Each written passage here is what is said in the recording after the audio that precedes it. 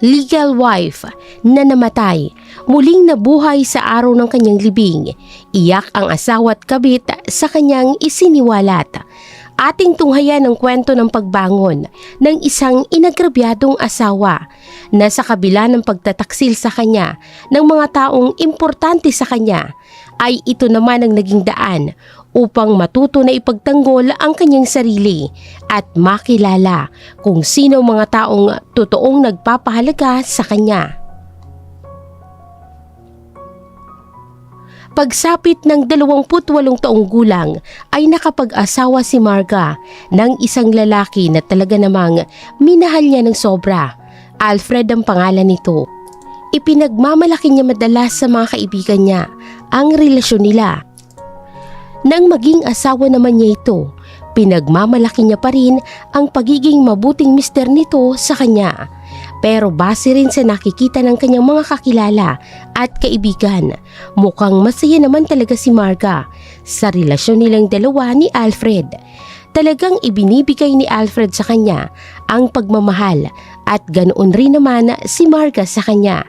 Kaya hindi niya kailanman makikita na maghahanap si Alfred ng pagmamahal mula sa ibang babae.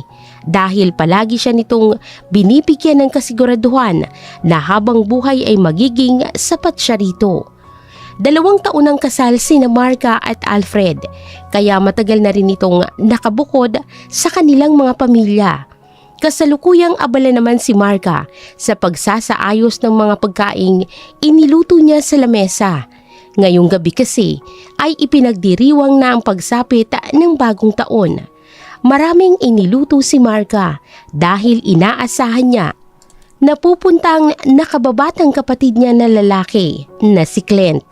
Nasa 24 na taong gulang na ang binata niyang kapatid. Dahil lalaki ito, ay nakakasundo niya rin ang asawa niyang si Alfred at isa yun sa dahilan kung bakit hindi ito nag-aalinlangan na makidiwang sa kanila ng bagong taon. Tulungan na kita dyan, honey. Abala ngayon ang mag-asawa sa paghahanda ng kanilang dining table. Maya-maya pa, narinig nilang tunog ng isang sasakyan na kararating lamang. Kaagad niyang nakilala kung sino ang bagong parating. Mukhang sina Clint na yun. Tamang-tama. Mabuti na lang sakto ang pagdating nila. Teka lang, Hana. Sasalubungin ko lang sila. Ikaw na munang bahala rito. Tumango lang sa kanya si Alfred habang pinipwesto naman ang bote ng drinks nila. Sure, honey. Nagmamadali si Marga na lumabas ng kanilang bahay upang silipin sa labas ang kanyang kapatid. Napangiti na lamang siya nang makita niya na ang kotse nito nakapapark lamang. Bumukas ang pinto sa may driver's seat at lumabas si Clint. Kinawayan siya nito at saka ito nagtungo sa passenger seat upang pagbuksan naman ang pinto ang kanyang kasama. Unang lumitaw ay ang paa nito na nakasuot ng closed-loop heels. Nang humakbang ito at tuluyan ng nakababa ng kotse, nakita niyang isang magandang babae. Nakasuot ito ng sleeveless na dress, naka-full bangs ito at naka-firm ang mahabang buhok nito na kulay tsokolate. Namangha si Marga sa ganda ng babaeng dinala ng kanyang kapatid. Dahan-dahan silang naglakad patungo sa kinaroroonan ni Marga. Happy New Year, Ate Marga. Bati ni Clint sa kanyang ate. Nabaling naman ang tingin ni Marga sa babaeng katabi ni Clint, kaya agad-agad naman siya nitong binati. Good evening po. Bahagyang yumuko ito bilang pagbati at gumuhit ang munting ngiti sa kanyang labi. Ate. Iminoistra ni Clint ang isang kamay niya sa babaeng kasama upang ipakilala ito. Girlfriend ko po pala, si Nadine. Lumawak ang ngiti ni Marga dahil sa nabanggit ng kapatid. Binalik niya uli ang tingin kay Nadine at saka ito binati pabalik. Hi, ang ganda mo naman. Wala iyong halong pambobola dahil talagang bukal sa loob niya ang papuri na yun. Hindi naman alam ni Nadine ang sasabihin sa biglaang papuri sa kanya ni Marga, kaya ngumiti na lamang siya na parabang nahihiya. Tara na, pasok na kayo sa loob. Excited na akong matikman ninyo yung mga niluto ko. Pagpasok ng dalawa sa loob ay naabutan nila si Alfred na nasa may dining table. Oh, kain na kayo.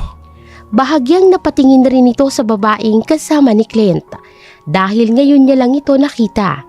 Kaagad niyang naimigan na girlfriend pala yun ang sinasabi ng kanyang bayaw na dadalhin niyang bisita. Katulad kanina, ipinakilala rin ni Clint si Nadine kay Alfred. Nice to meet you. Nadine, tama? Binanggit ni Alfred ang pangalan nito sa tono na patanong. Yes po. Tumango naman ito. Pagkatapos magkakilanlan sina Alfred at Nadine, ay nagsikanya-kanya na silang upo sa pagkainan. Dahil sa paanyaya ni Marga, ay nagkanya-kanya na silang kuha ng pagkaing inihanda ni Marga para sa kanila. Tuwang-tuwa naman siya dahil nakitaan niya sa ekspresyon ng dalawang bisita nila na mukhang nagustuhan nila ang kanyang luto. Kumusta naman ang luto ko, Nadine? Nagustuhan mo ba? Kaagad itong tumango-tango bilang pagtugon. Opo, ang sarap nga po eh. Kuha ka pa, madami pa yan ha. Naghanda talaga ako ng marami nung nalaman ko na may dadalhing bisita yung kapatid ko. Nahalata ko nga na girlfriend niyang isasama niya rito nung binanggit niya sa akin na may isasama daw siya. Komportable naman si Marga sa nobya ng kanyang kapatid. Palagay niya ay magugustuhan niya ito dahil magaan naman ang pakiramdam niya sa kanya. Mukha pa itong magalang at nakakatuwa namang makipag-usap sa kanya. Sumapit na ang 12:00 at nagsilitaw na ang mga fireworks sa kalangitan. Napuno ng hiyawan ang buong balkonahe habang iniaangat nila ang mga dala nilang pailaw. Sabay-sabay nilang isinigaw ang katagang Happy New Year na may ngiti sa kanilang mga labi. Pasimpleng pinagmasdan ni Nadine si Alfred na ngayon ay katabi na ng asawa niyang si Marga. Nagtatawanan silang dalawa habang unti-unting namamatay ang apoy na hawak-hawak nilang pailaw. Samantalang si Marga naman ay mabilis ang kabog ng kanyang dibdib habang pinagmamasdan ang asawa. Hindi dahil sa kaba, kung hindi dahil sa pagkasabik na sabihin sa kanya ang magandang balita. Maya-maya pa bumalik na sila sa baba upang ipagpatuloy ang pagdiriwang ng bagong taon. Pero bago yun ay tumawa si Marga sa may harapan upang sabihin ang magandang balita. So, may importanteng sasabihin muna ako sa inyo. Ilang araw ko talaga munang pinigilan ng sarili ko na sabihin ito dahil gusto ko maging surprised ko to sa inyo. Maya-maya pa may kinuha ito at ipinakita sa kanila ang isang larawan na kulay black and white. Namilog ang mga mata ni Alfred nang mapagtanto niyang isang larawan ng ultrasound ang ipinakita ni Marga. Buntis ako, Han! Nakangiting anunsyo ni Marga habang pinipigilan ang emosyon. Nakatitig siya kay Alfred dahil inaabangan niya ang reaksyon nito. Gaya ng kanyang inaasahan ay gulat na gulat si Alfred. Dahan-dahan itong lumapit sa kanya at hinawakan ng tiyan ni Marga. Totoo? Buntis ka? Tumango ng ilang beses si Marga upang makumpirma ni Alfred na tunay ngang buntis siya. Hindi naman napigilan ni Alfred ang tuwa at kaagad na niyakap ng mahigpit ang asawa. Magiging daddy na talaga ako! Tuwang-tuwa na sabi niya. Binati naman sila ni Clint at Nadine ng congrats dahil sa pagdadalang tao ni Marga. Magiliw na nagpasalamat si Marga sa kanila. Ang buong akala ni Marga ay swerte ang magiging kapalaran niya ngayong taon dahil sa kanyang ipinagbubuntis. Pero mabilis lang na lumipas ang ilang mga araw. Hindi pa sumasapit ang kalahati ng taon. Naramdaman ni Marga na hindi magandang alaalang ibinigay sa kanya ng taong ito. Ang masayang relasyon ni na Alfred at Marga bilang mag-asawa ng 2 taon ay unti-unting nalalamig. Ang akala niya'y magiging sandalan niya ito habang hinaharap ang pagbubuntis, pero hindi naman pala. Pakiramdam niya'y mag-isa lang siya sa karanasan na ito dahil madalas wala ang kanyang asawa sa mga regular check-ups nito. Unti-unti niyang nararamdaman na parabang isang pabigat na ang tingin nito sa kanya.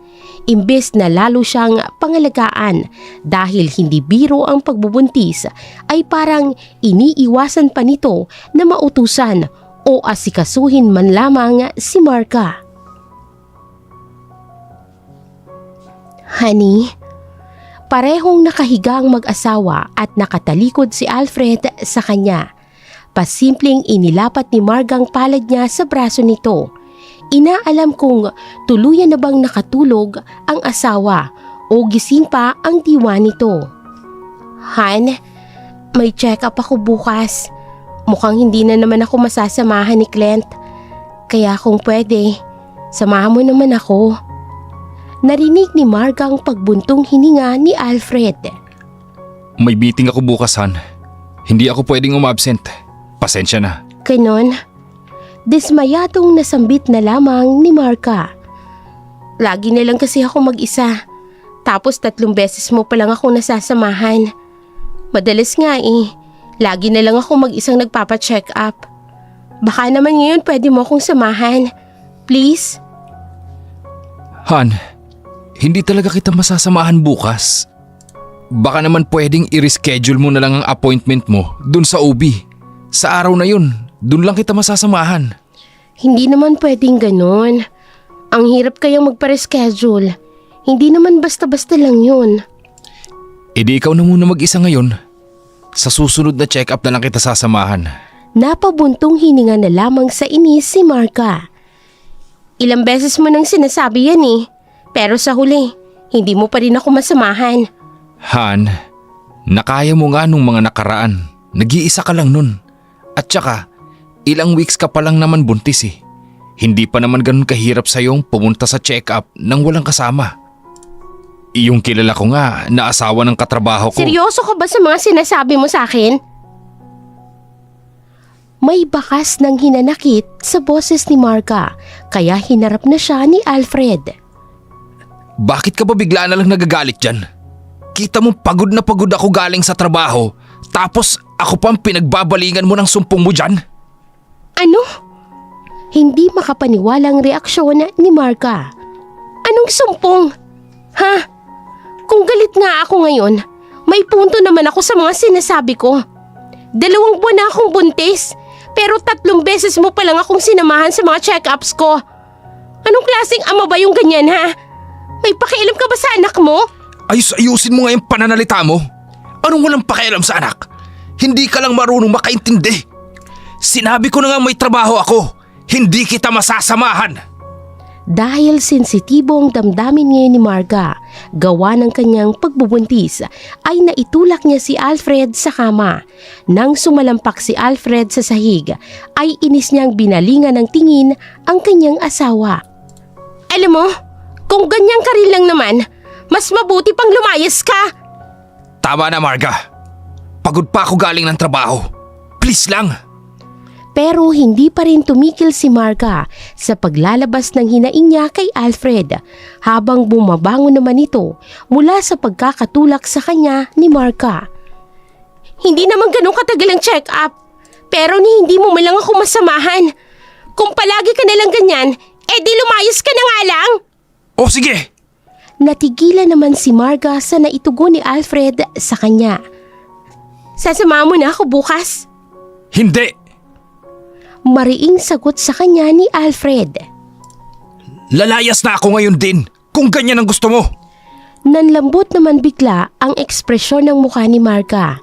Hinabol niya si Alfred nang mag-uumpisa na itong magbihis at kinuha ang susi ng sasakyan. Teka Alfred! Sinundan siya ni Marga habang nakikiusap. Huwag ka naman ganyan!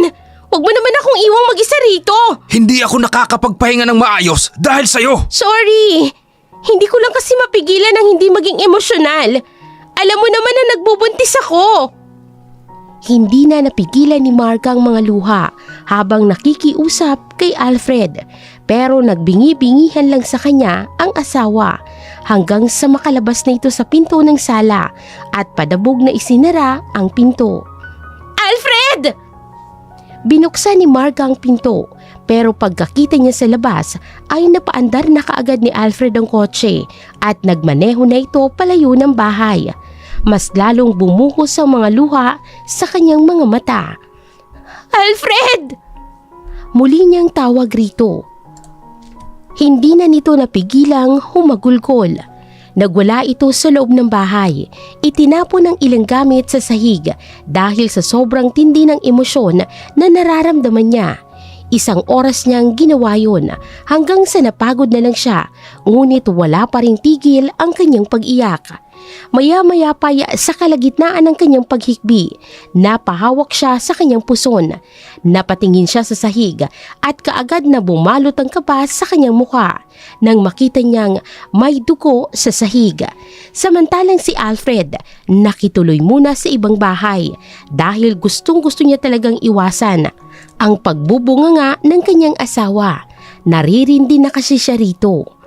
Mahaba na sana ang tulog niya, pero maya-maya pa nakatanggap siya ng tawag. Habang nakapikit, kinuha niya ang kanyang phone mula sa ilalim ng unan at saka ito'y dinikit sa kanyang tenga. Hello? Sino to? Kuya Alfred, bakit mo namang iniiwang mag-isa si ate? Rinig niyang singhal sa kanya ni Clint. Nakaramdam ng inis si Alfred dahil talagang idinamay pang bayaw nito sa away nilang mag-asawa. Parang bata kung mag-isip ngayon ang kanyang asawa. Papatayin niya na sana ang tawag na ito, pero nagsalita ulit si Clint. Alam mo bang nakunan si Ate Marga? Pumunta ka na ngayon sa ospital. Kaagad siyang napadilat at napabangon sa kanyang kinahihigaan. Ano? Tila nawala ang kulay sa kanyang mukha dahil sa masamang balita. Bilisan mo! Iti-text ko sa iyo ang ospital kung saan dinala si ate. Nagmamadaling kinuha ni Alfred ang mga gamit niya at saka iniwan ang babaeng kasama niya sa kinahihigaan niya kanina. Nang makarating siya sa ospital, kaagad na bumungad sa kanyang miserableng mukha ni Marga. Biglang nakonsensya si Alfred sa ginawa niyang pag-iwan kay Marga kanina. Napatunghay naman si Marga at napatingin kay Alfred. Wala na yung baby natin. Namuo ang mga luha sa mata ni Alfred at lumapit sa asawa. Niyakap niya si Marga habang humahagulgol na ito sa kanyang balikat. I'm sorry, Marga. I'm sorry. Paulit-ulit na nagsasabi ng sorry si Alfred habang mahinang umiiyak. Ngunit kahit lumuha pa siya ng dugo, ay hindi na niya maibabalik ang nawala sa kanilang dalawa. Dahil sa pagkawala ng kanilang anak, ay tila naging miserable si Marga. Hindi ito lumalabas ng bahay at madalas itong nakatulala. Sobra-sobrang pighati ang kanyang nararamdaman. Madalas siyang nagkukulong sa kwarto at iniiwasang makisalamuha sa mga tao. Samantalang si Alfred ay mas lalong iginugol naman ang sarili sa trabaho. Napapadalas na rin na ito'y nag-overtime upang mabaling sa ibang bagay ang pangungulila niya sa kanyang anak na hindi pa naisisilang. Lalo na't siyang may kasalanan kung bakit nakunan ang kanyang asawa. Kung hindi niya sana itong iniwang mag-isa sa bahay at pinabayaan, may tsansa sana na hindi mangyari yun. Ngunit may parte pa rin sa loob niya na natatakot na aminin yun sa kanyang sarili. Si Marga naman ay mas lalong naramdaman ang pagiging mag-isa sa pagsubok na ito dahil hindi niya maramdaman ang presensya ng kanyang asawa. Palaging wala, pero nandyan na parang wala rin. Habang lumilipas tuloy ang mga araw, ay mas lalong tumitindi ang lungkot na kanyang nararamdaman. Imbes na ang pagsubok na ito ang maging dahilan upang lalong maglapit ang mag-asawa upang maging lakas nila ang isa't isa, ay mas lalo pa nga silang nagkalayo. Kulang na lang ay itrato nilang parang estranghero sa isang tahanan ang isa't isa. Isang araw, bumisita ang kapatid niyang si Clint kasamang muli ang nobyo niyang si Nadine. Sakto namang day off ni Alfred kaya naroon siya sa kanilang tahanan. Good afternoon po. Bati ni Nadine kay Alfred. Ngumiti naman sa kanya si Alfred bilang tugon. Kumusta si Ate Marga? Tanong ni Clint kay Alfred. Ganun pa rin naman. Palagi na lang nasa kwarto. Nagkaroon na rin ng lamat sa pagitan ni na Clint at Alfred dahil sa ginawang pag-iwan ni Alfred sa kanyang Ate Marga. Gayunpaman, sinusubukan pa rin ni Clint na respetuhin ang asawa ng kanyang ate para wala ng gulo. Palagi na lang bang ganun si ate? Hindi nakasagot si Alfred pero naimigan ni Clint na oo ang ibig sabihin nito. Pero hinayaan mo lang. Hindi ka man lang nag-alala. Ano bang nangyari sa inyong dalawa? Hinawakan ni Nadine ang likod ni Clint upang pakalmahin ito. Clint, mahinahong saway nito sa kanya. Napatingin tuloy sa kanya si Alfred dahil sa ginawa nito. Baka mas lalong lumala pa ang ate mo kung mag-aaway kayong dalawa ni Alfred dito sa bahay. Bahagyang natigilan si Clint dahil sa gulat na kaswal na tinawag ni Nadine ang pangalan ni Alfred. Pero hindi niya na lang ito binigyan ng pansin. Kausapin mo kaya ang Ate Marga mo. Baka gumaan ang pakiramdam niya kapag nakita ka niya. Sige, tama ka nga naman. Napatango-tango naman si Clint. Dito na muna ako sa baba, ihintayin na lang kita. Sigurado ka? Tumango-tango naman si Nadine sa kanya. Oo, ayos lang ako rito. Nagpaalam na muna si Clint kay Alfred. Pagkatapos ay hinalikan niya mula sa noo si Nadine bago siya umakyat sa kwarto ng kanyang ate. Samantala, naiwan naman sa sala sina Nadine at Alfred. Nagtamang tingin ng dalawa sa isa't isa para bang parehong nangungusap ang kanilang mga mata.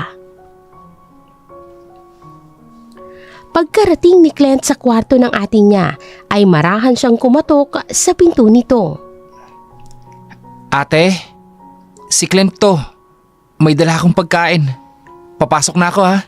Dahan-dahan niyang binuksan ang pinto. Kaagad niyang nakita ang ate niyang tahimik na nakaupo sa kama. Para itong estatwa dahil hindi ito gumagalaw at nakatulala lamang na nasa kanyang pintana. Pero nang marinig niyang yabag ng mga paa ni Clint ay dahan-dahan niya itong nilingon. Oh, upo ka. Malamyang imunestra nitong isang upuan para doon umupo si Clint. Kamusta ka na ate? Nagdala ako ng pagkain para sa'yo. Inilapag muna ni Clint ang daladala niyang pagkain sa may lamesa bago umupo malapit sa pwesto ni Marga. Nag-abala ka pa. Wala naman akong sakit. Saka wala akong nararamdamang sakit. Pagkatapos kong maospital, nagpakawala na lamang ng hininga si Clint. Alam ko ate, ang iniisip ko lang, yung ganyan, yung pagkukulong mo dito sa kwarto. Naka-deactivate lahat ng accounts mo, kaya hindi ka rin makausap. Wala akong gana muna makipag-usap sa lahat. Kumusta ba kayo ni Kuya Alfred? Bakit parang madalas kayong hindi okay? Hindi sumagot si Marga, kaya napabuntong hininga na lamang si Clint. Wala naman siyang magagawa kung wala muna itong balak magkwento sa kanya. Alam kong matindi yung pinagdadaanan niyo ngayon. Kayong dalawa ni Kuya Alfred. Wala rin naman ako sa lugar para mamagitan sa inyong dalawa. Pero gusto ko pa rin tulungan ka ate. Wala nang tingin ni Marga kay Clint at nanatili lang itong nakatingin sa bintana. Pero bukas ang tinga nito sa mga susunod pang isasaad ng kanyang kapatid. Kinuha ni Clint ang kamay ng ate niya at inilagay roon ang isang flyer. Nagtaka naman si Marga kaya napatingin siya sa papel na ibinigay ng kanyang kapatid. Ano to? Baka interesado ka sa ganyan. Sa tingin ko, baka makatulong yan na makamove forward pagkatapos na nangyari sa inyo ni Kuya Alfred. Binasa ni Marga ang nakasaad sa papel. Group counseling. Tumango-tango na lamang si Clint sa kanya. Noong una ay wala siyang balak na pumunta sa sinasabing flyer ng isang group counseling session, pero kalaunan natagpuan niya rin ang sarili sa isang community center. Nakaupo siya kasamang iba't ibang tao na may pinagdadaan ng pagsubok rin sa buhay na kagaya niya. Nararamdaman niya na kahit papano, nabawasan ang pakiramdam niya na mag-isa na lang nang marinig niyang pagkukwento ng ibang mga kasama niya tungkol sa kanilang mga pinagdadaanan. At nang masabi niya na ang lahat ng kanyang nararamdaman, tila parang nabawasan ng tinik na nakabaon sa kanyang dibdib, lalo na't maraming tao ang mga nakikinig sa kanya nang walang panguhusga o pangkukwestiyon sa kanyang nararamdaman. Ngunit nang may isa pang lalaki na nagsalita sa session, ay bahagyang natigilan si Marga dahil pamilyar ang kanyang mukha. Pinagmasdan niya ng maigi ang mukha nito, pero kalaunan ay binaliwala na lamang niya ang gumugulo sa kanyang isip. Nang matapos ang isang sesyon ay maghahanda na sana siya para umuwi nang biglang may narinig siyang tumawag sa pangalan niya. Marga! Napalingon si Marga sa likod niya at napakurap-kurap na parabang inaalala niya ang lalaking kaharap niya. Hanggang sa napangiti na lamang siya nang maalala niya ang pangalan nito. Ikaw si Ren, di ba? Ani ni Marga.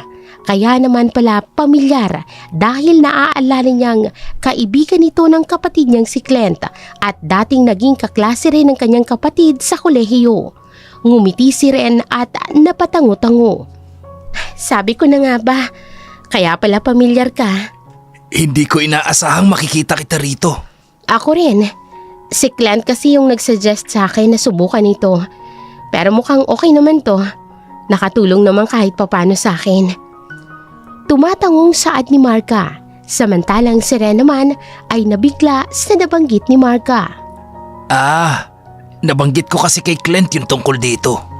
Namilog ang mga mata ni Marga at umalpas ang mahinang tawa mula sa kanya. Oh, ikaw pala ang reason kung bakit sinuggest yun ng kapatid ko. Kung ganon, salamat na rin sa'yo. At nalaman kong tungkol dito. Nakangiting pahayag sa kanya ni Marga. Dahil may natagpuan ng kakilala si Marga sa group counseling, mas lalo siyang nawili sa pag-attend ng mga session. Naikwento rin sa kanya ang nangyari kung bakit siya nagpunta sa pag-group counseling dahil nakaranas siya ng matinding kalungkutan nang mamatay ang kanyang asawa, pati na rin ang kanyang 1 taong gulang na anak dahil sa aksidente. Simula noon, nawala ng direksyon ng kanyang buhay at naging mahirap sobra sa kanya na pumangon ulit. Ano nga palang pinagkakaabalaan mo sa ngayon? Madalas lang ako sa bahay. Work from home kasi ang trabaho ko. Para madali ko maasikaso rin ang asawa ko. Ikaw? Alanganing ngumiti si Ren, kaya nagtaka naman si Marga. Bakit? Malayo kasi sa natapos kong course ang naging trabaho ko ngayon. Isa na akong prop fabricator ngayon sa mga pelikula. Napasinghap naman si Marga dahil sa pagkamangha. Uy! Ang galing mo naman. Bagay nga sa'yo. Kwento nga rin sa akin ni Clint. May talent ka talaga sa crafting and arts. Maya-maya pa'y naghiwalay na rin ang landas ni Ren at Marga para umuwi. Sumunod ang ilang mga araw ay uma-attend na si Marga ng sunod-sunod sa group counseling session at dahil si Ren ang kakilala niya ay siya tuloy ang madalas niyang kakwentuhan, pero kalaunan ay napalapit na rin siya sa ibang mga kasama niya sa group counseling. Samantalang napansin naman ni Alfred ang unti-unting pagbabalik ng sigla ng kanyang asawa. Nagluluto na ulit ito sa bahay at nagagawa ng umiti kahit papano. Maigi na rin ang ganito dahil nararamdaman niya na rin na unti-unti na ding bumabalik ang sigla ng kanilang tahanan. Hanggang sa sumapit ang nalalapit na kaarawan ni Alfred. Habang kumakain sila ng hapunan, kinausap siya ni Marga. Anong balak mo sa birthday mo bukas? Napahinto si Alfred sa paggalaw ng kubyertos. Bukas? Akala ko, hindi na tayo magse-celebrate ng birthday ko bukas. Pupunta ka sa group counseling, di ba? Pwede naman tayong kumain sa labas pagkatapos. Nabigla naman si Alfred nang hawakan ng kanyang asawa ang kanyang kamay. Alam mo, kahit may nangyaring hindi maganda sa atin, dapat maging grateful pa rin tayo sa kung anong meron tayo ngayon. Kaya hindi pwedeng hindi natin i-celebrate ang birthday mo bukas. Kahit simpleng dinner lang sa labas, okay na yun. Alanganing tumango-tango na lamang si Alfred. Sige, kumain na lang tayo sa labas bukas. Kinabukasan, pagkatapos nga ng session na inatenda ni Marga, ay hinintay niyang sunduin siya ni Alfred gaya ng kanilang pinag-usapan. Naabutan naman siya ni Ren na nakatayo sa labas. Nagtataka naman ito kung bakit hindi pa rin ito umuuwi. Sabay ka na kaya sa akin? Bahagyang nagulat naman si Marga nang biglang marinig niya ang boses ni Ren. Uy, ikaw pala. Reaksyon naman ni Marga, dahilan para mapatawa ng mahina si Ren. Ang sabi ko, gusto mo bang sumabay ka na lang sa akin pa uwi? Hindi na, salamat. Sagot sa kanya ni Marga habang umiiling. Hinihintay ko kasi yung asawa ko. Ganun pa? Napatango-tango naman si Ren. Sige, mauna na ako. Naglakad palayo si Ren mula sa pwesto ni Marga. Si Marga naman ay sinubukang i-message ang asawa na hinihintay na siya nito. Ngunit wala pa rin siyang nare-receive na reply sa kanya. Napabuntong hininga na lamang si Marga. Napaangat mulit siya ng tingin nang makarinig siya ng mga yabag ng isang tao. Samahan na muna kita habang hinihintay mong asawa mo. Sige. Nasabi na lang nito at sa kanya hinayaan si Ren na tumabi sa kanya. Parating na ba siya? Hindi pa nga nagre-reply eh. Bakit hindi mo kaya tawagan? Dahil sa suwestyon ni Ren, sinubukan niya ring tawagan ang kanyang asawa. Samantalang si Alfred naman ay tinititigan lamang ang kanyang phone habang nagri-ring ito. Ba't di mo na lang sagutin yan at sabihin mo na lang na hindi mo na itutuloy ang dinner nyo ngayon? Walang kamalay-malay si Marga na nauna nang mag-celebrate ang kanyang asawang si Alfred kasama ang ibang babae. Kasalukuyang nasa restaurant sila ngayon, kumakain kasama si Nadine, ang nobya pa mismo ng kapatid ni Marga. Nang tumikil ang pagriring ay pinatay na ni Alfred ang kanyang phone upang hindi na makatawag pa si Marga. Hindi pwede. Sagot ni Alfred kay Nadine. Magtataka yun at ipipilit niya pa rin ang gusto niya. Uminom ng drinks si Nadine habang may mapaglarong ngiti sa kanyang labi. Kaya ka ba nagsasawa na sa kanya ngayon? Napahinto muna saglit si Alfred at uminom na rin ng drinks gaya ni Nadine. Oo, sawang-sawa na ako sa kanya. Samantalang umabot ng ilang oras sina Marga at Ren sa kakahintay kay Alfred. Maya-maya pa'y narinig nilang dalawang pareho ang pagpatak ng ulan. Mauna ka na kaya para hindi ka maabutan ng buhos ng ulan? Paano ka naman? Hindi ka pa ba uuwi? Aantayin mo pa rin siya? Angal ni Ren. Napayuko na lamang tuloy si Marga.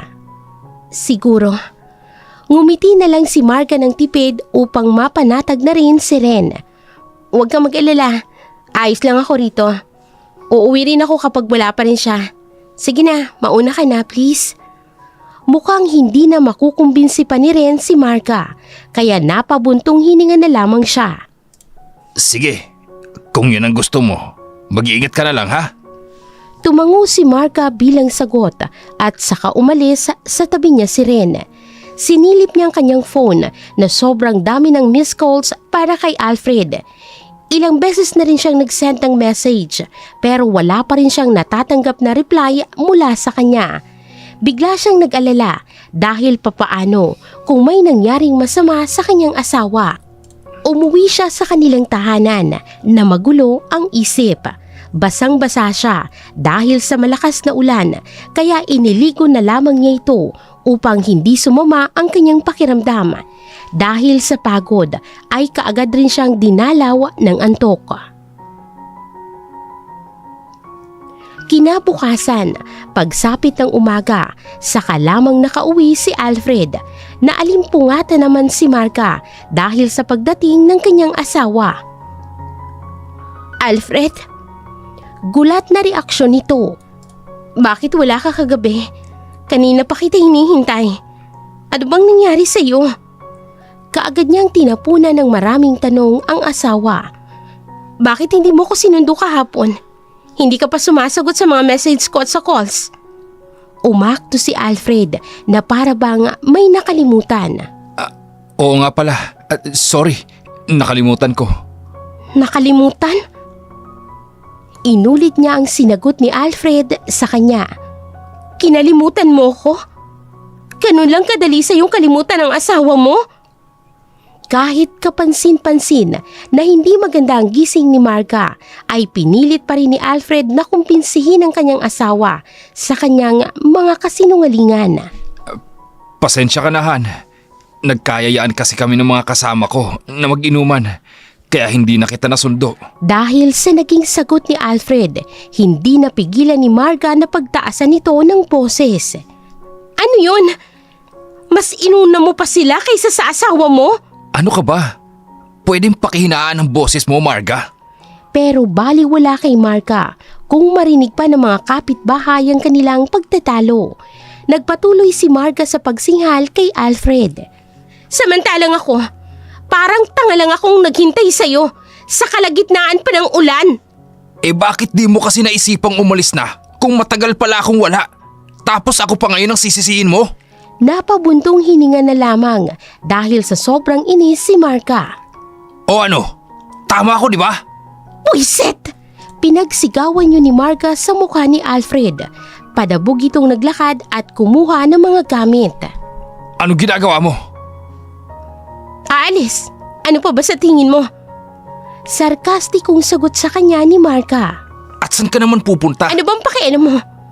Wala ka namang pakialam sa asawa mo, di ba? Hindi na nakasabat pa si Alfred nang padabog na naglakad si Marga palabas ng kanilang bahay. Nakasuot lamang ng pambahay si Marga. Dala ang isang maliit na bag na naglalaman ng kanyang pera nang makarating siya sa bahay ni Clint.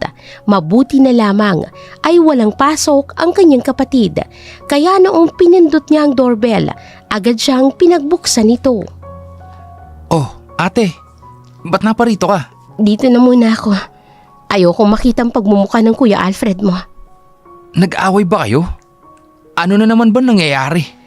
Kaagad na pinapasok ni Clint ang kanyang ate Marga at pinaupo ito sa sala nito. Gusto mo ba ng kape? Ipagtitimpla kita kung gusto mo. Naku, wag na. Baka lalo lang sumikip ang dibdib ko dahil sa sama ng loob. Sige. Baka gusto mo magmerienda. Mag-iinit na lang ako ng pizzang natira ko kagabi. Sige, ikaw ang bahala. Nang matapos ng mainit ni Clint ang pizza, ay inilapag niya yon sa maliit na mesa na nasa sala. Habang sila'y kumakain, sinimula ni Margang ikwento ang nangyaring pagtatalo nila ni Alfred at kung bakit napakasama ng loob niya rito.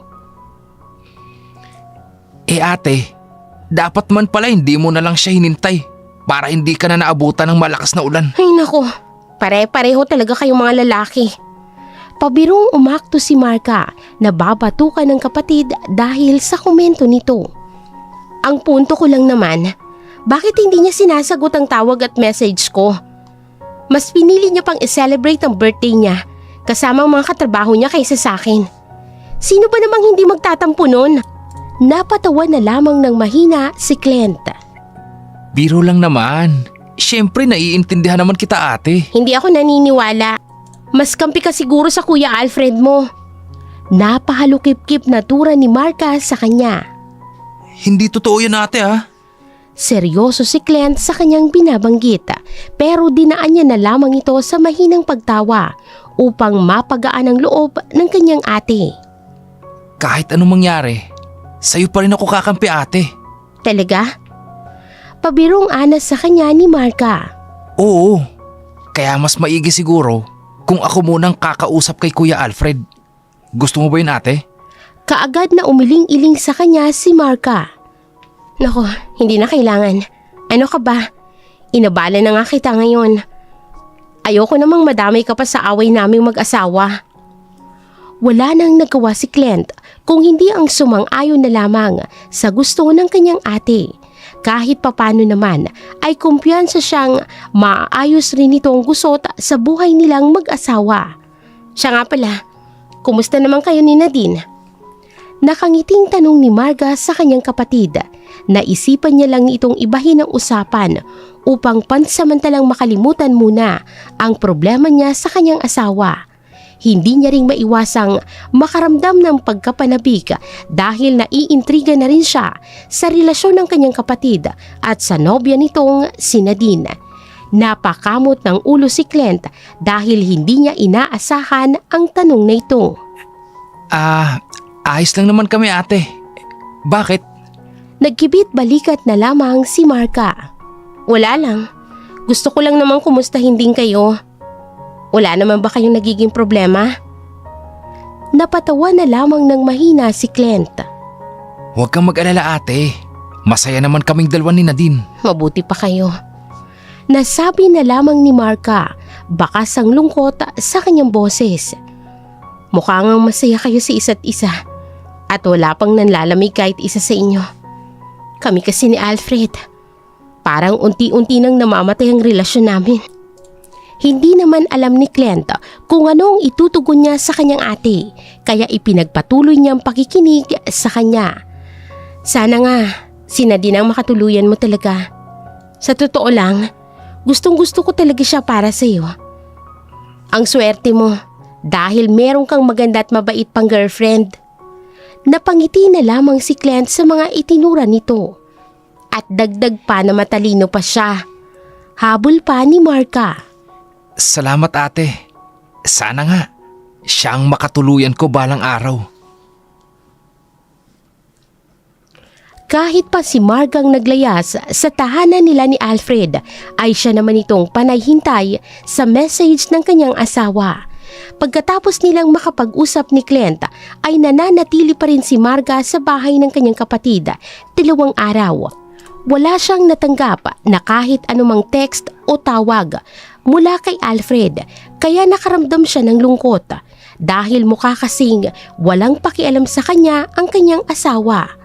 Napaisip tuloy siya kung sumusobra na ba siya sa pagiging magagalitin, kung tama bang ginagawa niyang paglalayas, kaya napagdesisyonan niya ring bumalik upang magkaayos silang dalawa ni Alfred. Sigurado ka na ba ate na hindi ka na magpapahatid sa inyo? Sinamahan siya ni Clint patungo sa sakayan. Oo, hindi na.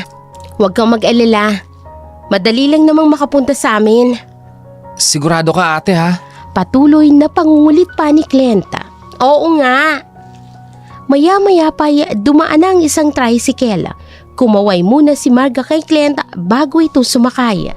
Pagkalipas ng 1 oras na pagkukumute ni Marga, ay nakarating na rin ito sa kanilang tahanan. Pinagmasdan niya muna ito bago nagpakawala ng isang hininga.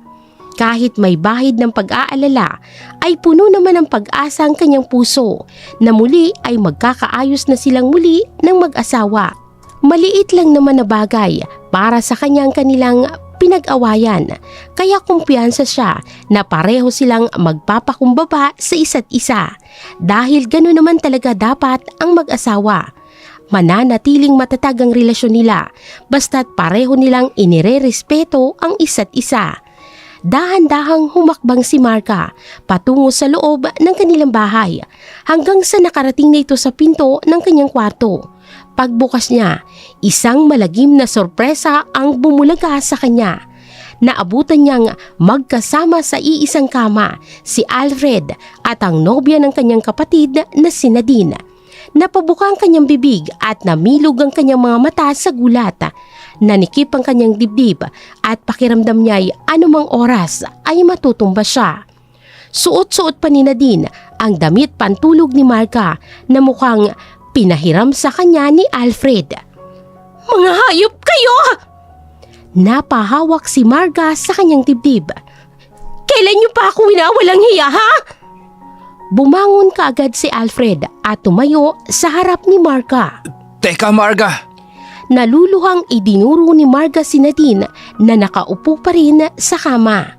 Hayop kang babae ka! Hindi ka na naawa sa kapatid ko!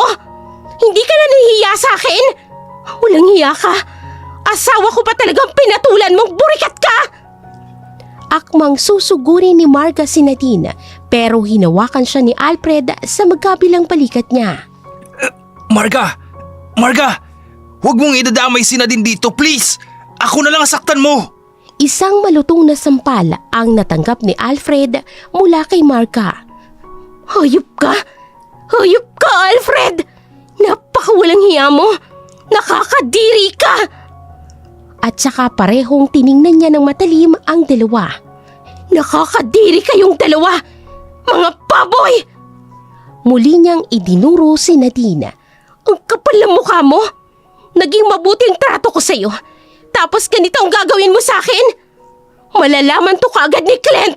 Bago pa niya kunin ang kanyang cellphone, ay kaagad siyang sinugod ni Nadine upang hindi magawa ang binabalak niya. Hindi, wala kang sasabihin kay Clint. Dahil sa panlalaban nilang dalawa, pareho silang nakalabas ng kwarto habang nauuwi sa sakitan ng parehong galit at panik na nararamdaman nilang dalawa. Takot ka naman palang malaman ng kapatid ko ang kababuyan mo. Pero ginawa mo pa din. Ang kapal ng mukha mo talaga. Sige, sabihin mo kung anong gusto mong sabihin. Wala akong pakialam.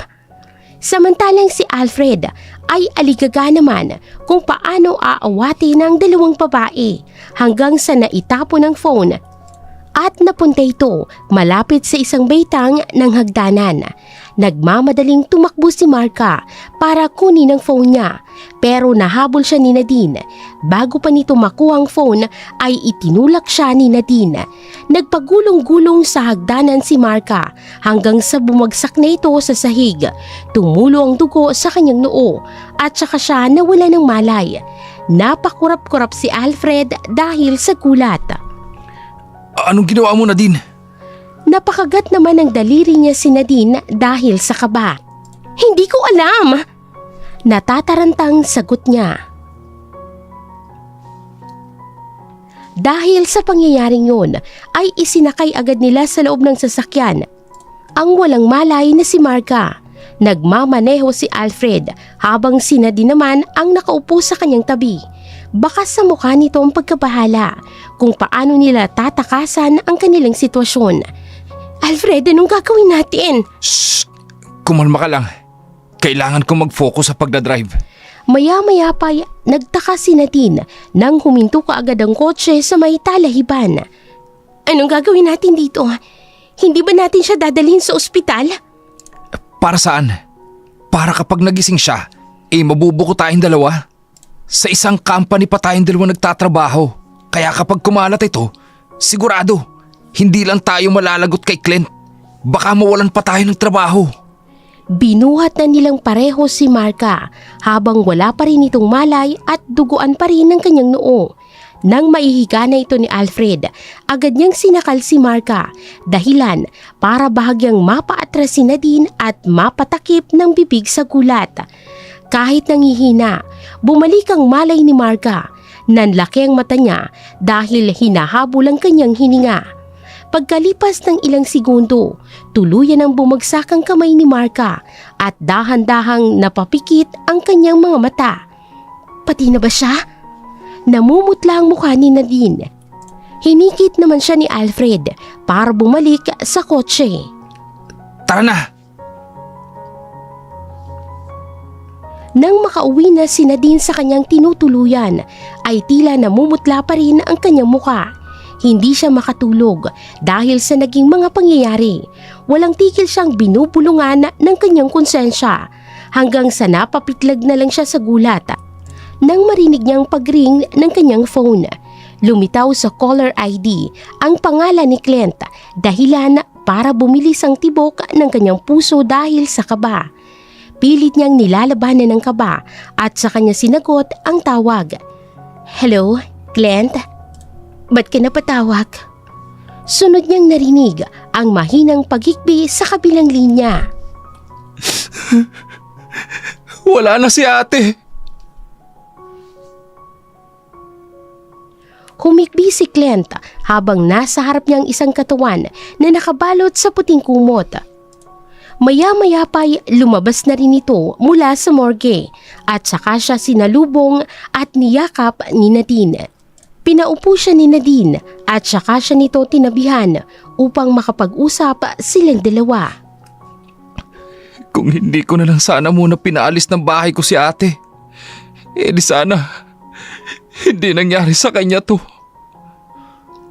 Bakit? Ano nangyari? Tanong ni Nadine na kunwari wala siyang kaalam-alam sa mga nangyayari. Natagpuan na lang siyang wala nang malay sa may damuhan. Duda ako. Baka napagnakawan siya. Sigurado. Nanlaban. Kaya siguro umabot sa ganito. Hinimas naman ni Nadine ang likod ni Clint upang pakalmahin ito. Wala ka namang kasalanan sa nangyari. Huwag mo nang sisihin ang sarili mo. Pero sana talaga. Hindi ako pumayag na umalis siya ngayon ng bahay. Maya-maya pa nakita nilang isang bulto ng tao na naglalakad papalapit sa direksyon nila. Unti-unting namukhaan ito ni Clint na yun ang kanyang kuya Alfred. Kuya? Nagtama ang tingin ni Nadine at Alfred pero mabilis na umiwas agad ng tingin si Nadine. Si Marga. Tila biglang nandilim ang paningin ni Clint, akmang susugurin niya si Alfred pero agad siyang niyakap sa likod ni Nadine. Wala kang kwentang asawa! Buong galit niyang isininghal yon sa kanyang bayawa. Kung may pakialam ka talaga sa ate ko, hindi mo hahayaang mangyari to. Sana, hindi ka na lang nakatuluyan ng ate ko! Clint. Tawag ni Alfred rito. Clint, I'm sorry. Hindi ito yung unang beses na pinabayaan mo si ate. Nung nagbubuntis siya, nakunan siya. At nang magka-depresyon siya, wala kang ginawa kundi pabayaan siya. Wala kang kwenta. Wala! Pinilit pakalmahin ni Nadine ang nagwawalang si Clint. Sige na po, puntahan niyo na po si Ate Marga. Pakiusap ni Nadine kay Alfred. Tiningnan na lamang siya nitong nang makahulukan at saka ito tumungo sa kinaroroonan ni Marga. Nang makarating sa morgue, si Alfred ay bahagyang bumilis ang tibok ng kanyang puso. Nang makita niya na ang katawan ni Marga na nakabalot ng puting kumot, dahan-dahan siyang humakbang papalapit at inangat ang isa niyang kamay upang sana'y hawiin ang kumot na tumatakip sa mukha nito. Pero hindi niya na itinuloy. Ibinaba niya agad ang kanyang kamay at napapuntong hininga. Kung ano man ang nalalaman mo, wala kang magagawa, kundi baunin lang ito hanggang sa libingan. Kinabukasan, ginanap na ang burol ni Marga sa isang funeral home. Marami ang mga nakiramay sa kanyang kamatayan. Ang mga dati niyang nakatrabaho, mga naging kaklase noon at ang iba't iba niyang naging matalik na kaibigan. Bakasang dismaya sa kanilang mga muka dahil inaasahan pa naman nila ang balitang matatanggap nila na tungkol kay Marga ay ang pagbubuntis nitong muli. Yun pala, malalaman pala nila ang pagkamatay nito. Dumalaw rin ang mga kasamahan ni Alfred sa trabaho upang makiramay sa kanya. May iba na nakilala rin si Nadine dahil nakikita niya mga yun sa tuwing pumapasok siya sa kanyang trabaho.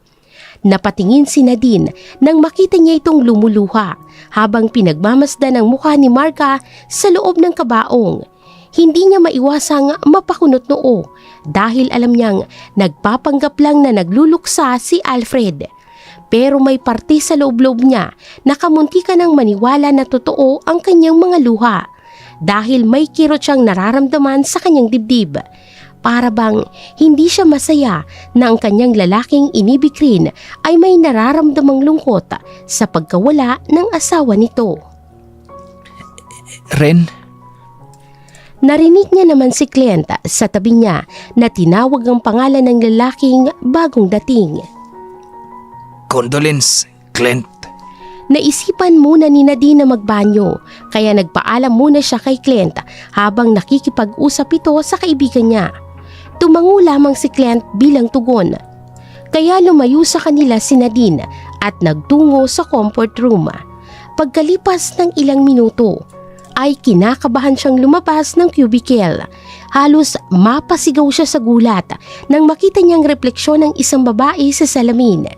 Ilang segundo niyang napagkamalang si Mark ang nakita niya, pero kalaunan bumalik ang kanyang ulirat nang mapagtanto niyang ibang tao ito. Isang babaeng nakasuot ng mahabang itim na dress. Hindi masyado kita ang mukha nito dahil sa suot-suot nitong itim na fedora hat na natatakpan ng kalahati ng kanyang mukha. Pasensya na po. Pagkatapos niya yun sabihin ay nagmamadaling lumabas na ito ng banyo. Samantalang ang babae namang nakasombrero ay kaagad na dumiretso sa cubicle na pinanggalingan ni Nadine. Nanginginig ang kanyang mga kamay nang may makuha siyang isang PT test kit at meron pang 2 guhit na nakalitaw rito. Maya-maya pa'y pagkatapos na naging pag-uusap ni Ren at ni Clint, naisipan na nitong bumalik sa kanyang kotse. Sa tabi niya sa may passenger seat, nakaupo naman ang babaeng nakasombrero na nakita ni Nadine sa comfort room. Posible bang pagtangkaan nilang muli ang buhay ng isang tao? Sumagot naman si Ren. Ang sigurado ko lang naman ay walang halaga sa kanilang dalawa ang buhay mo. Hindi sumagot ang babae. Huwag kang mag-alala. Lahat naman sila naniniwala sa peking bangkay na nasa kabaong. Inumpisa na ni Ren ang pagmamaneho. Samantalang napatawa naman ang mahinang babae dahil sa nabanggit ni Ren. Paano mo ba nagawa yun? Matagal na akong gumagawa ng peking bangkay dahil sa trabaho ko. Naikwento ko yun sa'yo noon, di ba? May mga aktor na ayaw humimlay sa kabaong, kaya pinag-aaralan kong maigi ang mukha nila. Mabuti na lang, may spare pa akong isang kapareha mo ng body type. Ganon. Buti nagawa mo kahit alanganin sa oras. Oo, gumawa ako ng himala para sa'yo. Kaya hindi pwedeng hindi mo makuha ang hustisya sa ginawa nila sa'yo. Natahimik naman ang babae dahil sa sinabi na yun ni Ren. Mabuti na lang, nagawa kitang ma-revive sa daan nang matagpuan kita sa talahiban. Sinisiguro ko sa'yo na may araw ring darating sa 2 taong nag-traitor sa'yo. Hindi naman ako nag-aalala sa bagay na yun. Kung ganon, ano bang iniisip mo ngayon? Sandaling nanahimik si Marka bago nagsalita. Naawa lang ako sa isang buhay na posibleng madamay dahil sa gulo na to. Hindi naman ikaw ang gumawa ng gulo na yon. Kung sino man ang madadamay, wala kang kasalanan, Marga. Ilang araw ang lumipas, sumapit na rin ang araw ng libing ni Marga. Labis ang kalungkutang nadarama ni Clint pero pinili niyang magpakatatag at itago ang emosyon.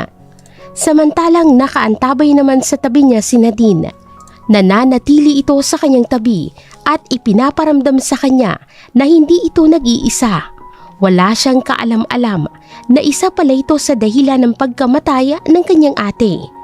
Unang nagbigay ng eulogy si Alfred dahil siya ang asawa ng namatay.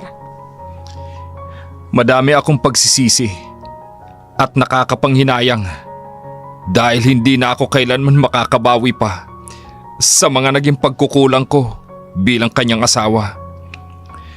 Marga, kung nasan ka man ngayon, sana alam mo na pinagsisisihan ko na hindi ako naging karapat-dapat na maging asawa mo, gaya ng ipinangako ko sa simbahan nung makasal tayo.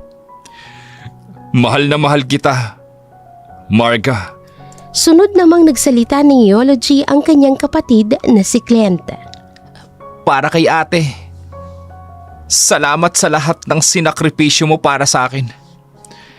Salamat dahil ikaw na ang umaktong nanay at tatay ko nang parehong namatay ang mga magulang natin. Salamat dahil palagi kang nakasuporta sa lahat ng mga gusto kong tahakin sa buhay. Mahirap man para sa akin natanggapin ang pagkawala mo bigla. Pero sana makuha mo ang hustisya sa nangyaring pagkamatay mo. Maya-maya pa'y nagkusang loob si Nadine na magsalita rin sa harapan para maibsan ang konsensya na kanyang nararamdaman. Susubukan niyang magsalita ng mabuti para rito upang walang makahalata, lalo na kay Clint, kung gaano kalaking kasalanan niya sa atin nito. Pero nang makuha niya ng mikropono, ay may biglang babaeng sumingit sa kanya sa gitna. Nabigla si Nadine dahil ito palang babaeng nakasombrero na nakita niya noong burol sa comfort room. Nagtataka siyang napatingin sa kanya nang bigla na lamang hinablot mula sa kamay niya ang mikropono. Umakto naman ang babae na itutulak siya dahilan para sumugod ang dalawang lalaki sa kanilang pwesto dahil unti-unting nawawalan ng balanse. Hanggang sa mapunta si Nadine sa bisig ni Alfred, napakunot ang noo ni Clint nang makita niyang magkayakap ang kanyang nobya at ang bayaw niya. Ang mga tao naman na kasama nila sa libing ay bakas rin ang pagtataka sa kanilang mga muka. Samantalang si Ren naman, napahalukip-kip lamang sa gilid. Kita sa kanyang mga mata ang pagkatuwa sa eksena. Pakiramdam niya ay para siyang may pinasabog na bomba dahil sa reaksyon ng mga tao. Wala pang nababanggit pero isang parte na ng katotohanan ang naisiwalat. Mukhang handa na kayong ipaalam sa lahat ang relasyon ninyong dalawa. Ang daming tao ang napasinghap nang umalingaw-ngaw ang boses ni Marga sa mikropono. May iba sa kanila ay tila naguguluhan. Kaagad namang napabitaw sa isa't isa sina Nadine at Alfred. Marga, ikaw ba yan? Bakas pa rin sa mukha ni Alfred ang pagtanggi sa nangyayari sa paligid. Naniniwala siya na imposibleng buhay si Marga dahil nakahimlay na ito ngayon sa kanyang ataol. Ate? Reaksyon naman ni Clint. Samantalang si Nadine ay bakas ang pagkabahala sa kanyang mukha. Paulit-ulit siyang umiiling dahil gaya ni Alfred, naniniwala siyang imposibleng buhay si Marga. Hindi, imposible. Dahan-dahan nang inalis ng babae ang kanyang sombrero nang halos tumakip na sa buo niyang mukha. Inilugay niya na rin ang kanyang buhok at nang may angat niya ang kanyang ulo ay nakumpirma ng lahat na buhay nga talaga si Marga. Ngumiti sa kanilang lahat si Marga at inilapit sa kanyang bibig ang mikropono. Magandang tanghali sa inyong lahat. Pagbati ni Marga sa lahat ng mga taong dumalaw sa kanyang libing. Gaya nila, magsasalita rin ako ngayon sa harapan bilang pamamaalam sa dating ako. Bumuntong hininga muna siya bago ipinagpatuloy ang kanyang pagsasalita. Una sa lahat, masaya ako na gaya ng ibang mga babae, naranasan kong magpakasal sa lalaking minamahal ko, which is sa pagkakaalam ninyong lahat ay si Alfred. Masasabi kong kontento na ako sa piling niya, lalo na nang sumapit ang New Year. Sobrang saya ko nang malaman naming magkakaanak na kaming dalawa. Pero unfortunately, hindi naging madali ang pagbubuntis ko. Kalaunan, nawala rin kaagad ang anak ko. Muling humugot ng malalim na hininga si Marga upang pigilin ang kanyang emosyon. Pakiramdam ko, gumuho ang mundo ko dahil hindi ko matanggap na ganoon lang kadaling kunin sa akin ang anak ko. Kaya masasabi kong naging miserable ako ng mga araw na yun.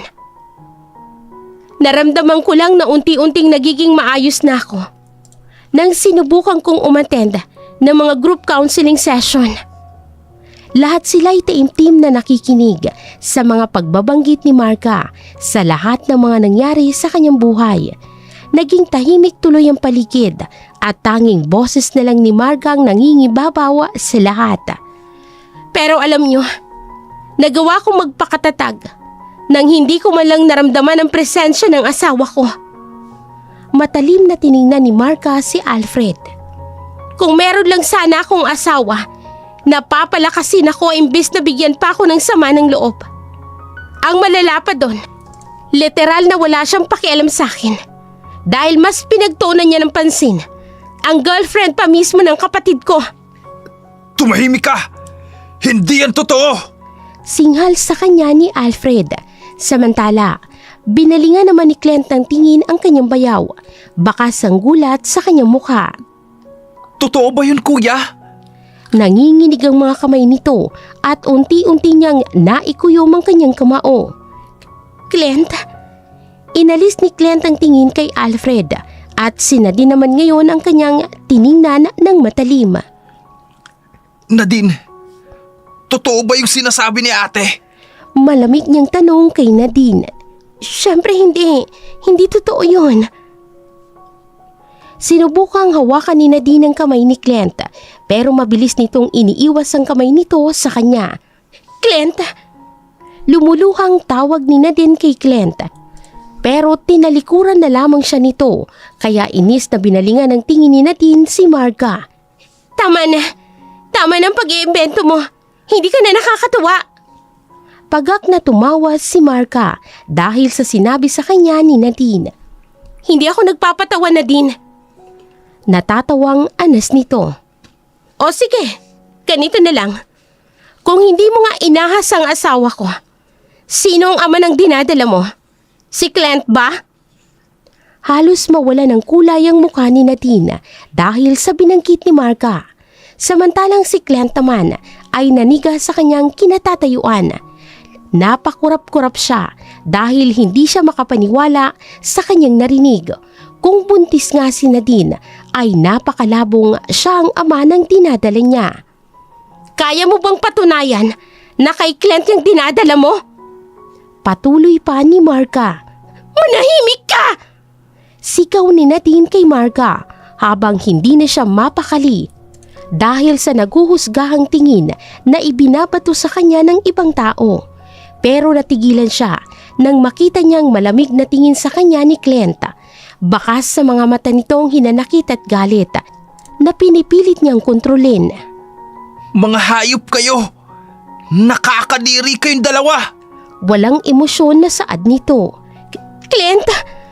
Akmang hahawakan niya sana ulit ang kamay nito.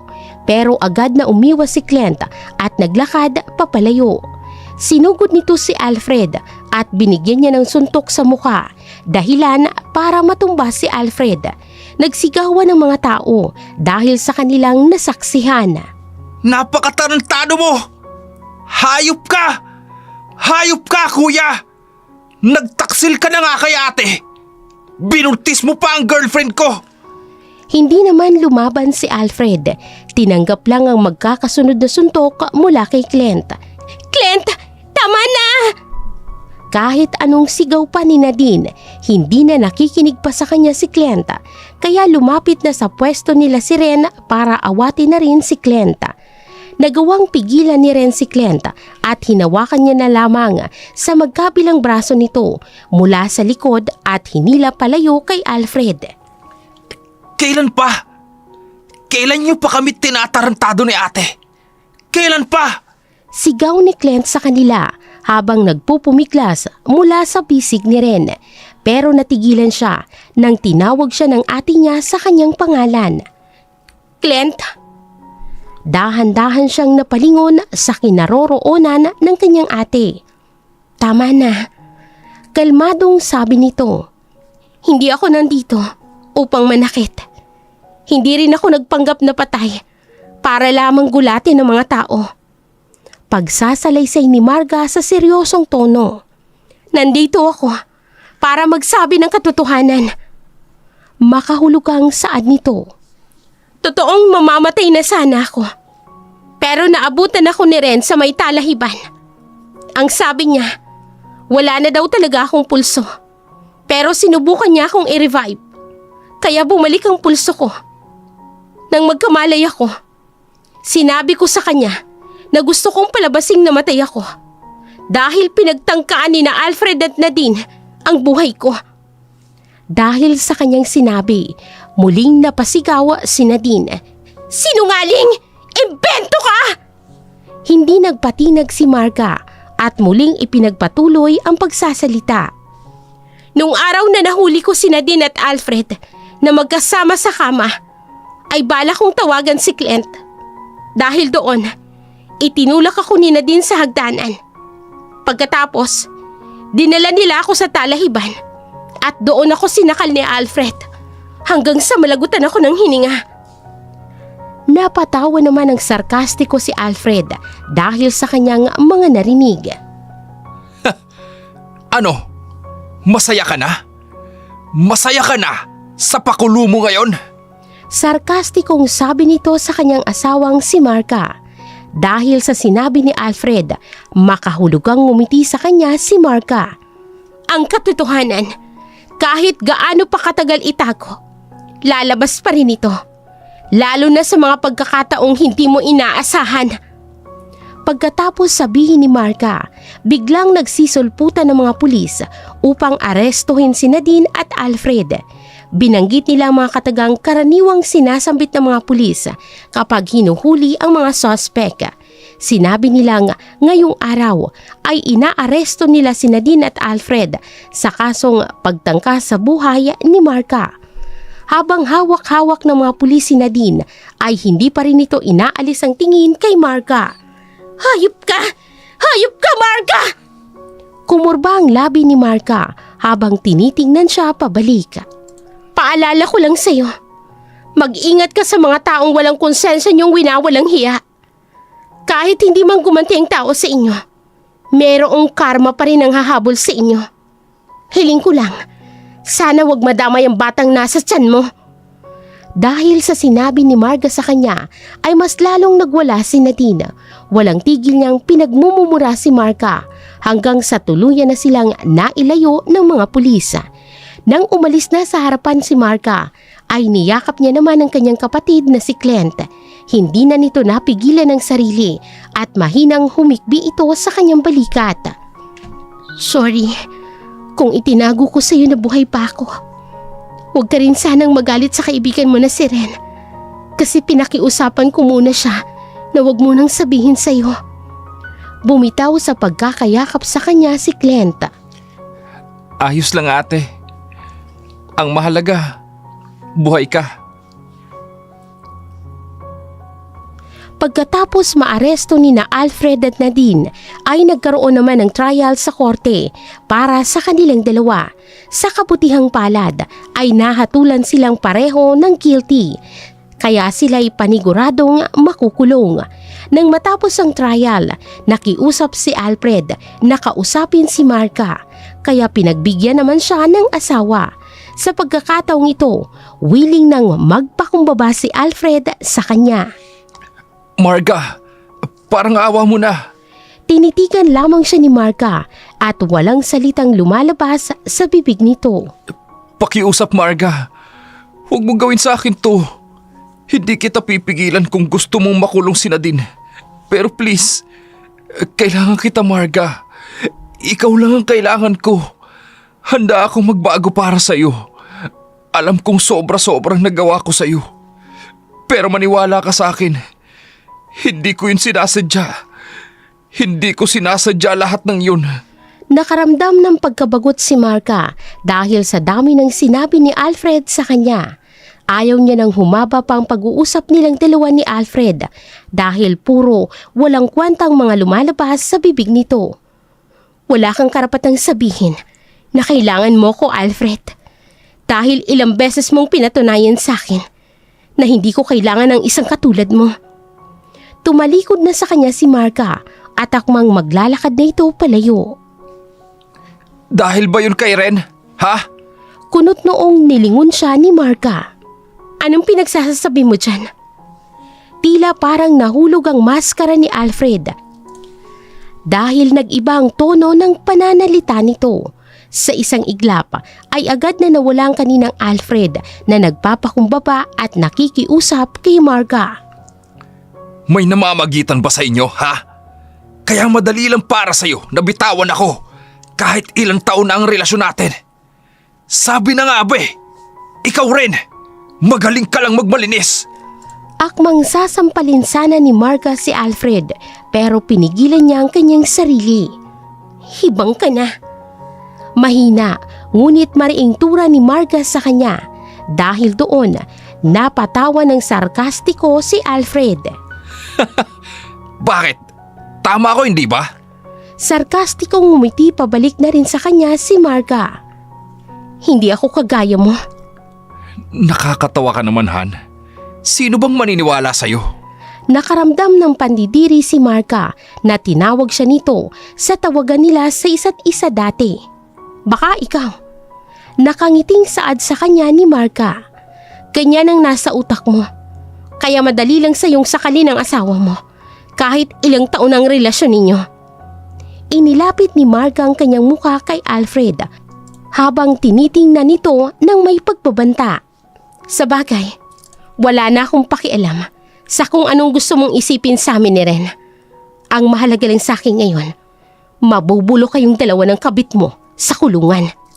Nang masabi na yun ni Marga kay Alfred ay tumalikod na ito at dire-diretsong nagpatuloy sa paglalakad patungo sa ibang direksyon. Yun ang naging huling pag-uusap nilang mag-asawa. Nang manganak si Nadine sa kulungan ay napunta kay Marga ang kustudiya ng bata. Wala kasing may gustong kumuha sa bata kaya pinayagan si Marga na siyang mag-alaga sa bata habang nakakulong pa ang tunay na ina nito. Sobrang galak ni Marga na mabigyan siya ng pagkakataon na maging ina. Kailanman wala siyang nararamdamang puot sa bata nang maiuwi niya ito sa kanyang bahay. Bagkus, ipinangako niya na para sa kanyang sarili na palalakihin niyang mabuti ang bata.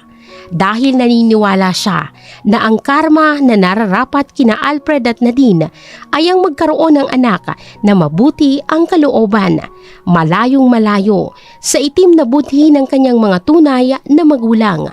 Muling sumapit ang pagkakataon na makapagdiwang ulit ng bagong taon. Aligaga si Marga sa pag-aasikaso, pati na sa kanyang anak na pinangalan ng Aryan na kasalukuyang nasa 1 buwan pa lamang. Maya-maya pa'y dumating si Clint sa kanilang bahay. Hi ate! Happy New Year! Magiliw na bati nito pagkapasok niya sa sala. Ate, may kasama pala akong bisita. Akala ni Marga meron ng bagong nobya si Clint pero nagulat na lamang siya nang makita niya si Ren na sumunod na lamang sa likod ni Clint. Hello! Makiki-Happy New Year na rin. Ngumiti naman si Marga sa kanya bilang pagbati pabalik. Uy, kumusta rin? Pagkalipas ng ilang oras, sumapit na ang eksaktong hating gabi. Umakyat sila sa taas upang pagmasdan ang mga fireworks. Nang makita na nila yon, sabay-sabay nilang isinigaw ang mga katagang Happy New Year sa isa't isa. Habang pinagmamasdan ni Marga ang kalangitan, ay lihim siyang nagpapasalamat dahil patuloy pa rin ang kanyang buhay. Ngunit sa pagkakataong ito, ay kasama niya na ang mga taong totoong nagpapahalaga sa kanya. At dito na po nagtatapos ang kwento para sa araw na ito. Sana po'y nagustuhan ninyo ang kwentong ito at kinapulutan ng aral. Muli, maraming salamat sa patuloy ninyong suporta sa ating channel.